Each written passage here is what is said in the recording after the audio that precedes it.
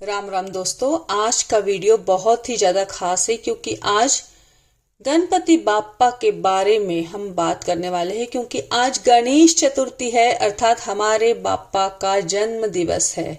भाद्रपद माह के शुक्ल पक्ष की चतुर्थी तिथि को बाप्पा का जन्म दिवस बड़े ही धूमधाम से मनाया जाता है और यह जन्म दिवस 10 दिन तक चलता है। गणपति को विघ्नहर्ता, मंगलकर्ता, सिद्धिदाता एवं प्रथम पूजनीय भी कहा जाता है। इसलिए कोई भी मांगलिक कार्य हो, पूजा पाठ हो या फिर शुभ कार्य हो, शादी विवाह, सभी कार्य में सबसे पहले जो पूजा जाता है वह है गणेश जी महाराज।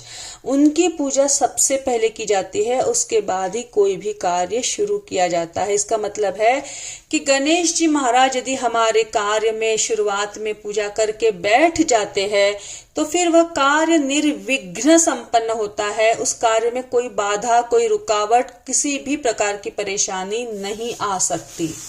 इस तरह का विश्वास हमारे मन में है तो क्यों न आज गणेश जी के लिए हमारे मन में श्रद्धा और भक्ति का अटूट जो सैलाब उमड़ रहा है उसके बारे में कुछ चर्चा करते हैं। अपने भी घर में गणेश जी भगवान को बुलाते हैं और उनकी किस तरह से पूजा अर्चना करनी है, कैसे उनकी 10 दिन तक सेवा करनी है, इसके बारे में हम चर्चा करते हैं। तो क्या होता है, इस दिन लोग अपने घरों में और पंडालों में गणपति बाप्पा को प्रतिमा को लेकर आते हैं। फल फूल, दुर्वा, मोदक, लड्डू से भगवान को प्रसन्न करते हैं और बहुत सारे भगवान की मंत्र बोले जाते हैं, उनकी चैंटिंग होती है। ओम गम गणपति नमः की मालाएं फेरी जाती है, आरतियां होती है और गणपति अथर्वशीष का पाठ किया जाता है। गणपति स्थापना को मुहूर्त से ही किया जाता है।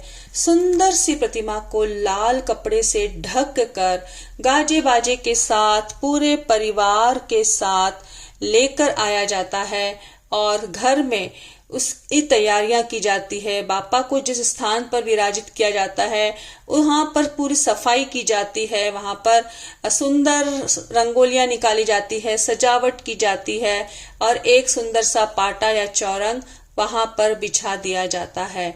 और जब बाप्पा को घर में प्रवेश करवाते हैं तो सभी परिवार के लोग नृत्य, गीत, ढोल, नगाड़े, मंजीरे और भगवान की जय घोष के साथ में भगवान को घर में प्रवेश करवाते हैं और उस स्वच्छ जगह पर पाटे पर भगवान को विराजित करते हैं।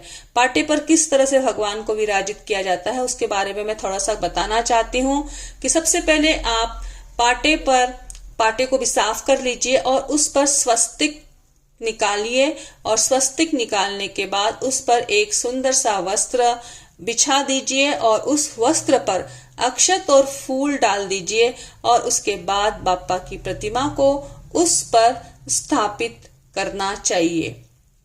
इसके बाद भगवान की पूजा करने के लिए शुरुआत करनी चाहिए। भगवान की पूजा करने के लिए सबसे पहले हमें कलश की स्थापना भी करनी चाहिए। उसी पाटे पर एक जगह पर हमें तांबे के लोटे में जल डालकर उसके ऊपर एक नारियल लगाकर 5 आम की पत्तियों को लगाकर एक कलश की स्थापना करनी चाहिए। कुछ लोग नवग्रह की भी स्थापना करते हैं।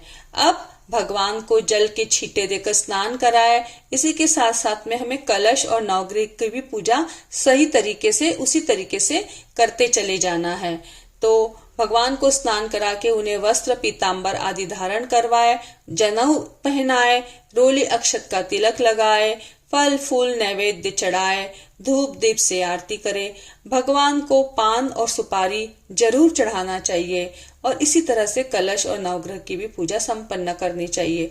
और पूरे 10 दिन तक अनंत चतुर्दशी तक बाप्पा को सुबह शाम नए नए पकवान के भोग लगाना चाहिए। सुबह शाम आरतियां होनी चाहिए, पूरे परिवार के साथ में भजन कीर्तन के कार्यक्रम घर में होना चाहिए और इसी के साथ साथ सेवा, श्रद्धा, भक्ति से बाप्पा की पूरे 10 दिन तक तन मन से उनकी आरतियां और आराधना होनी चाहिए और अनंत चतुर्दशी के दिन बाप्पा को विदा करना चाहिए। दोस्तों, बाप्पा की प्रतिमा को हमेशा मिट्टी की ही लाना चाहिए और उसे अपने घर के पानी में ही टब में प्रभु को विसर्जित करना चाहिए और जब मिट्टी गल जाए तो उस मिट्टी को अपने ही घरों के खेतों में, गार्डन में या फिर कुंडों में डाल देना चाहिए, ताकि बाप्पा का आशीर्वाद हमेशा हमेशा हमारे साथ रहे।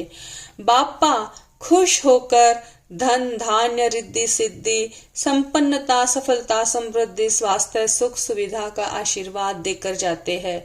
घर में छोटे बड़े सभी मिलकर जब बाप्पा की सेवा करते हैं तो घर में बाप्पा खुशहाली का आशीर्वाद देकर जाते हैं। सामाजिक और सांस्कृतिक रूप से यह पर्व बहुत ही खास है, पर पर्व के नाम पर जो पैसों का अंधाधुंध खर्च होता है, शोर शराबा होता है, उसके बजाय यदि श्रद्धा व भक्ति गीत और अपने शुद्ध आचरण के द्वारा यदि बाप्पा की पूजा अर्चना की जाए तो बाप्पा कहीं ज्यादा खुश होंगे और बाप्पा हमें अपने आशीर्वादों से सरोबार कर देंगे, अपनी कृपा का पात्र बनाएंगे। तो दोस्तों, गणेश चतुर्थी का यह पर्व बहुत ही ज्यादा खास है, बहुत महत्वपूर्ण है। अपनी सारी इच्छाओं को पूर्ण यदि आप करना चाहते हैं तो गणपति बाप्पा का यह 10 दिन का त्योहार जरूर मनाएं। तन मन धन से बाप्पा की सेवा करें, उनके मंत्रों की चैंटिंग करें, ओम गम गणपते नमः का उद्घोष करें। गणपति बाप्पा की जय हो।